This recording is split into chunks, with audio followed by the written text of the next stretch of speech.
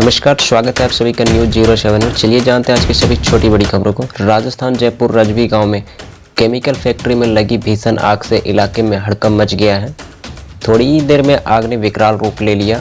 इस दर्दनाक हादसे में 3 मासूम बच्चों समेत 4 लोगों की मौत हो गई। दरअसल आग लगने के बाद फैक्ट्री में काम करने वाले मजदूरों और उनके परिवारों के लोग बाहर की ओर भागे। इस दौरान मजदूरों के 3 बच्चे फैक्ट्री के अंदर ही फंस गए। इन बच्चों को बचाने के लिए एक युवक फैक्ट्री के अंदर गया, लेकिन वो भी इस भीषण आग के चपेट में आ गया। हादसे में अपनों के गंवा चुके परिजनों का रो रो कर बुरा हाल है। सूचना मिलने पर पहुंची दमकल विभाग की गाड़ियों ने कड़ी मुशक्कत के बाद आग पर काबू पाया। आग लगने का कारण शॉर्ट सर्किट माना जा रहा है।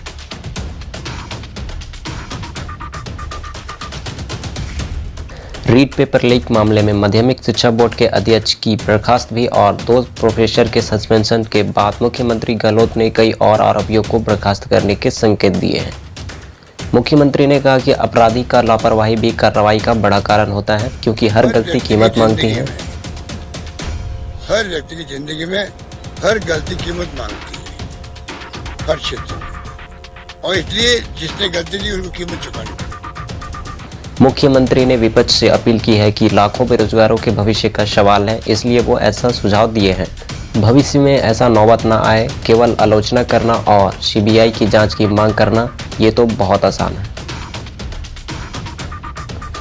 प्रधानमंत्री नरेंद्र मोदी ने रेडियो पर मन की बात कार्यक्रम के जरिए देश को संबोधित किया। ये 2022 में मन की बात का पहला एपिसोड है। इसमें पीएम नरेंद्र मोदी ने कहा कि बापू की शिक्षा को याद करने का दिन है। इसी के साथ उन्होंने कहा कि मुझे 1 करोड़ से ज़्यादा बच्चों ने अपनी मन की बात लिखकर भेजी है। मन की बात में उन्होंने तिरंगे से सजे पोस्टकार्ड का भी जिक्र किया। साथ ही पीएम ने कहा बाल पुरस्कार और पद्म अवार्ड विजेताओं को भी सराहा और लोगों से नेशनल वॉर मेमोरियल जाने की भी अपील की। मध्य प्रदेश में दिन में कड़ाके की ठंड से थोड़ी राहत मिल रही है, लेकिन रात में ठंड का असर बरकरार है। शनिवार की रात अधिकांश शहरों में तापमान 10 डिग्री से नीचे रहा, जबकि हिल स्टेशन पंचमढ़ी सबसे ठंडा रहा। यहां न्यूनतम तापमान 3 डिग्री सेल्सियस दर्ज किया गया। मंडला, उमरिया, खजुराहो, रायसेन में भी ठंड ने कपकपा दिया। मौसम विभाग के मुताबिक 2 फरवरी से मौसम फिर बदलेगा। 2-3 दिन तक प्रदेश के कई हिस्सों में हल्की बारिश हो सकती है। इसके बाद फिर से ठंड का दौर शुरू होगा। रात के तापमान में ज़्यादा कमी नहीं आएगी, हालांकि दिन में थोड़ी राहत मिल सकती है। कोरोना की तीसरी लहर में सबसे ज़्यादा मौतें उन लोगों की हो रही है जिसने वैक्सीन नहीं लगवाई है। छत्तीसगढ़ में इस महीने की डेथ ऑडिट रिपोर्ट में हैरान करने वाला खुलासा हुआ है। जनवरी की 28 दिनों में जिन लोगों की मौतें हुई, उनमें से ज़्यादातर कोरोना के वैक्सीन ही नहीं लगवाए थे। प्रदेश में अब तक कुल 209 मरीजों की मौत हुई, जिनमें से 135 लोगों ने वैक्सीन का एक भी डोज नहीं लगवाया था, जबकि 20 लोगों को केवल एक ही डोज लगा था। वहीं 54 मरीज ऐसे थे जिनको टीके की दोनों डोज लगाई जा चुकी थी। पिछले हफ्ते रायपुर में एक 37 साल की युवक की भी मौत हुई।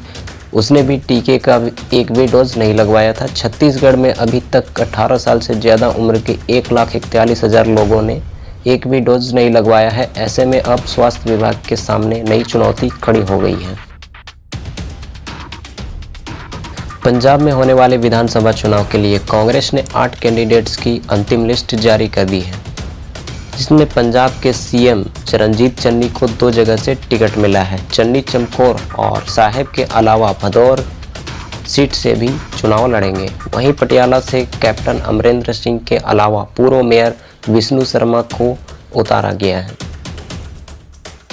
सीनियर आईएएस अफसर उषा शर्मा राजस्थान की नई मुख्य सचिव होंगी। 31 जनवरी को मुख्य सचिव निरंजन आर्या के सर्विस पीरियड खत्म होने के बाद उन्हें पदभार ग्रहण कराया जा सकता है। हालांकि औपचारिक आदेश का इंतजार है। इससे पहले पिछले गहलोत सरकार ने कुशाल सिंह को मुख्य सचिव बनाया था। झारखंड कोडरमा के पूर्व सांसद एवं भाजपा के पूर्व प्रदेश अध्यक्ष रविंद्र राय के काफिले पर हमला हुआ है। बताया जा रहा है कि वो पार्टी के ओर से आयोजित किसान मोर्चा के कार्यक्रम में हिस्सा लेने पहुंचे थे। इसी दौरान रास्ते में जाम लगने की वजह से पूर्व अध्यक्ष का काफिला फंस गया। देखते ही देखते कुछ लोगों ने उनकी गाड़ी को घेर लिया और कार के आसपास आकर नारेबाजी करने लगे। लोगों ने उनकी गाड़ी पर पथराव भी किया, जिससे गाड़ी के शीशे टूट गए और साथ ही उनके ड्राइवर के साथ मारपीट भी की। इस मामले की शिकायत थाने में दर्ज की गई है।